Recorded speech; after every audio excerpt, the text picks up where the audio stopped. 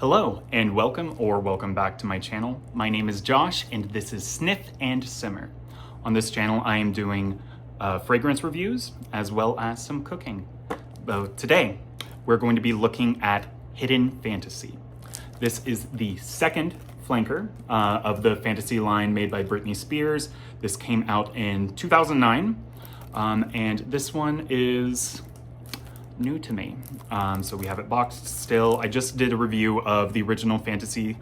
Please check that out. I'll have that linked in the comments.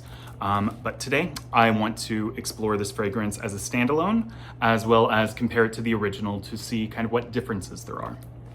So in terms of the box with this, it is this deep cherry red.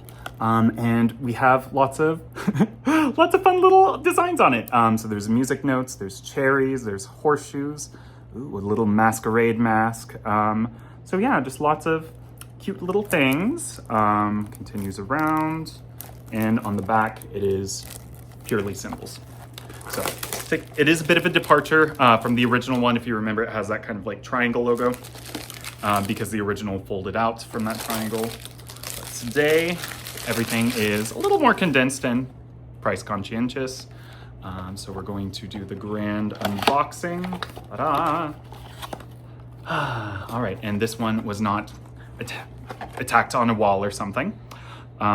So this is the bottle for Hidden Fantasy. So it is a translucent, deep red. Again, it's that kind of cherry red. I think I read online that the rings around there used to be different colors for this bottle as well. I do believe, at least in the original Fantasy, they had silver as well as the colored ones, but everything is just monochromatic at this point. This, I already forgot the name, Swarovski, something like that. The crystals attached to this one are kind of a light pink, if you can see. So yeah, it maintains that same sort of spherical love potion bottle. The notes for Hidden Fantasy. The top notes, we have orange, tangerine, lemon verbena, which is going to give it kind of more of a greenness to it to keep it from being just too pure syrupy fruit, and neroli, a flower. So this differs from the original Fantasy, and you're going to see that's one of the things that changes most on the Fantasy flankers is that top notes, just choosing which fruit that they're going for that time. In the middle notes, we have sweet notes. So it's going to give it that kind of candy feel, as well as clove, lily, and jasmine. And the base notes, it gives that vanilla, amber, woodsy notes, and sandalwood. So the original Fantasy did have woodsy notes. This one is clarifying that it'll have sandalwood, which I'm assuming is going to give it a little more creaminess, as well as instead of the cake itself, it's vanilla. And the amber, that is new to it. So I'm expecting just a little more projection. We'll find out, but a little more of a going out scent, I'm hoping. So, moment of truth.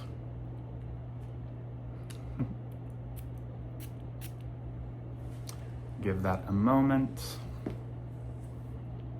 One of the things I've heard people say is that the clove feels a little too Christmassy for them. I don't think clove has to be Christmassy, but I do understand that. Okay, that's really nice. Yeah. So right now that orange and tangerine is coming through very strong. I was expecting more clove based on a lot of the reviews I've seen. I do understand that this latest production, when it changed who was managing the perfume, I've heard from some people that the clove has been dialed down, and this becomes more cakey and also projects a little less and becomes a little more intimate. Yeah, I'm getting some of the woodsy notes.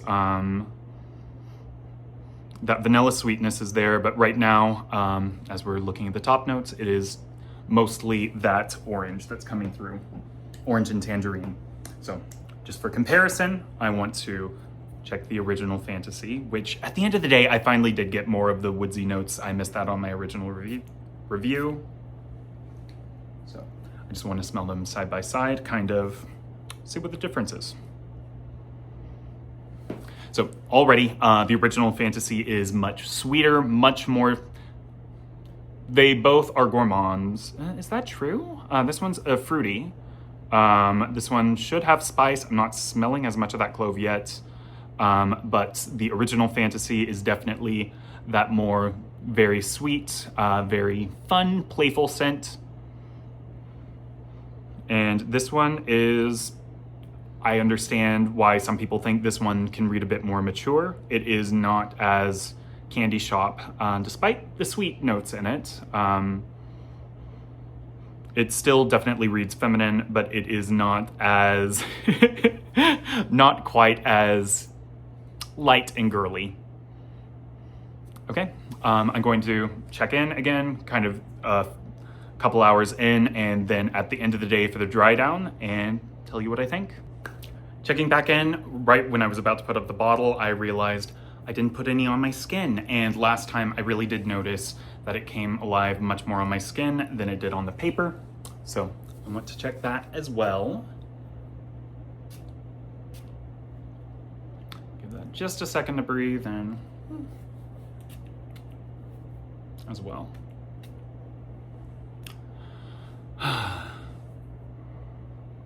Okay. Yeah, the orange is coming through, but the clove really is coming alive much more on my skin than it was on the strip. It still is not overpowering, which was one of my concerns because I didn't invest in these until the end of winter here in Chicago, and I was worried that I lost my chance to wear this one. But no, this is lovely. Yeah, so on my skin, I really am getting a lot more of the clove. The orange is still strong. I'm smelling the vanilla, so I'm getting that spiced orange cake kind of a feel to it. I want to see if I can smell for the amber.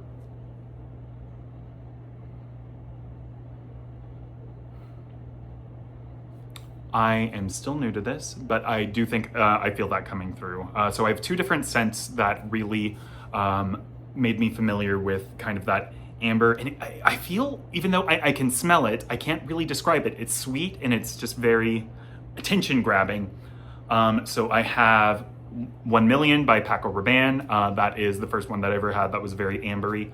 But then also I have, it is by the brand Dua. We're gonna do some dupe reviews because as I was looking into this shit is really expensive and I don't think everyone needs to spend that much. But it's Opus Amber by Dua, and I'll put in the bio just like what that's a dupe of. But I do love it. I haven't gotten to wear it out yet, but no, it definitely is very sensual. Okay, I'll check back in. Okay, doing my, what I thought was going to be my mid review, but this is gonna be it. It is already a skin scent. So I'm just like 3-4 hours in, and the woods are coming through. That sandalwood really does add to the creaminess. The sandalwood vanilla will be a common theme as you carry down her line of fragrances.